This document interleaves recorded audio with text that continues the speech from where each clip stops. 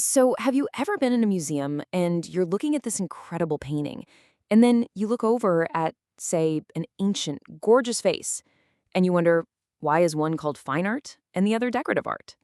Well, today we are going to unpack that exact question. And believe me, the answer tells us a whole lot about history, culture, and what we decide is valuable. All right, to really get a handle on this, let's put two completely different but equally amazing works of art side by side. The contrast between these two is really the key to the whole thing. So, on one hand, you've got this Gustav Kayebat's Paris Street Rainy Day. Just look at it. You can almost feel the rain on those cobblestones, the whole mood of the city. It's a masterpiece, right? It was created for one reason and one reason only to be looked at, to be admired. This is pretty much the poster child for what we think of as fine art. But now look at this. These are the David vases from 14th century China. I mean, they're absolutely breathtaking, a total landmark in the history of porcelain. And yet, they're often slapped with the label decorative art or just craft. Why? Well, because they were designed to hold something. So does that one little detail, their function, their job, make them any less of a masterpiece than the painting? And here's the big reveal.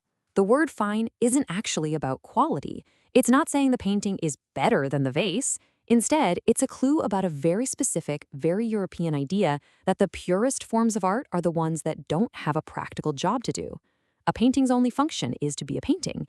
A vase, no matter how beautiful, has a job. For a long time, that distinction was everything. What's really wild is that this idea, this whole category of finer art, it wasn't always a thing. It's not some timeless truth that's been around forever. It's a concept that had to be invented. You know, for most of human history, the word art just meant skill. The ancient Greek word for it was techne. It's where we get words like technique and technology.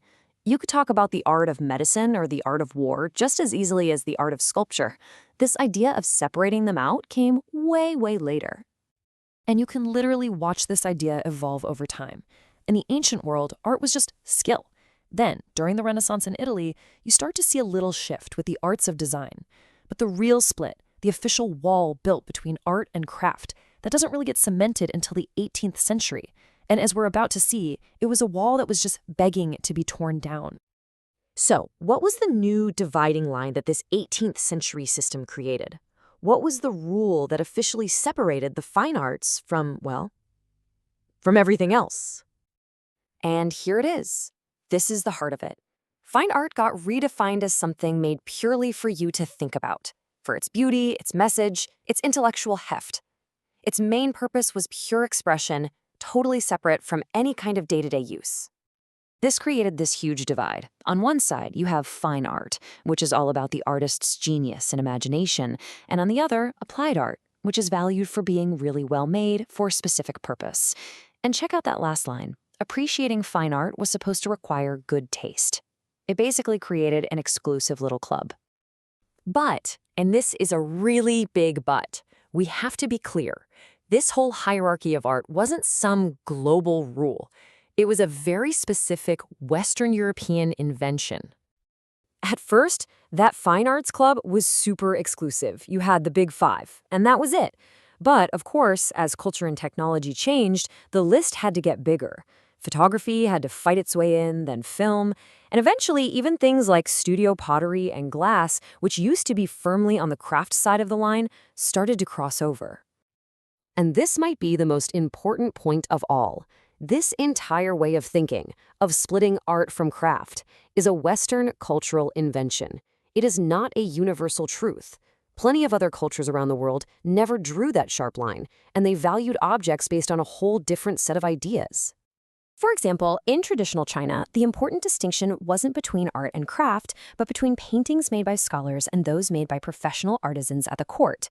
In the Islamic world, calligraphy was often considered the highest form of art. And in Yoruba culture, art is deeply connected to spiritual and political life, with textiles being one of the most celebrated and admired forms. So let's jump forward to the 20th century, because this is where artists themselves start to grab a hammer and just start knocking down this entire system. They began asking some really uncomfortable questions and pushing every boundary they could find. And this leads us to conceptual art, which was a total game changer. All of a sudden, the most important part of an artwork, wasn't the physical thing itself, not the skill, not the beauty. It was the idea behind it. Okay, check this out. For his piece, An Oak Tree, Michael Craig Martin put a glass of water on a shelf. And then he wrote a text explaining that he had changed the glass of water into a full-grown oak tree. The art isn't the glass or the water or the shelf. It's the mind-bending idea that an artist's belief and declaration can transform an object. It's a complete attack on all the old rules of art. And it wasn't just the radical artists in the galleries. Around the same time, you had this growing appreciation for folk art and new ideas about industrial design, which argued that useful things could and should be beautiful. The old, rigid categories just weren't holding up anymore.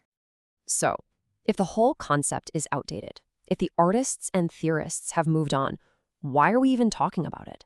Why should you and I care about the term fine art today? We care because even if the idea is shaky, its legacy is incredibly powerful. That label still has a huge influence on the art market, what gets sold and for how much. It dictates how major museums organize their entire collections. And it's baked right into our language for education. Think of a college of fine arts. And let's talk about the money, because that's where it gets really clear. As soon as that distinction between fine and decorative art got popular, the price tags went in wildly different directions.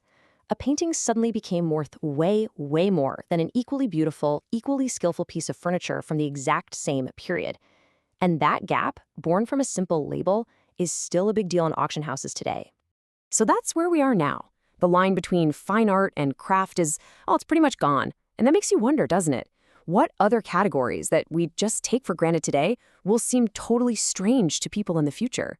And maybe the biggest question of all is, what are we even going to call art 100 years from now?